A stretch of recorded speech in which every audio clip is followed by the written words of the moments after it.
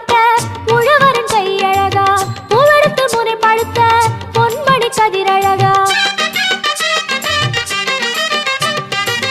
அறுவடை தொடங்கும் நல்ல மாதம் இந்த கையழகா, தரிசனம் காண வந்த தைப்பூச நாள் அழகா. முருகன் கோவில் அழகா, அதை வணங்கும் வாழ்வு அழகா. தூக்கும் கபடி அழகா, அதை சுமக்கும் தோள்கள் அழகா. நிலமா நீரா அழகா, நெஞ்சில் முருகன் நினைவழகா. குன்றக்குடி ஊர் அழகா, குன்றாடும் வேல் அழகா, கொத்துமலர் தோப்புகள் அழகா.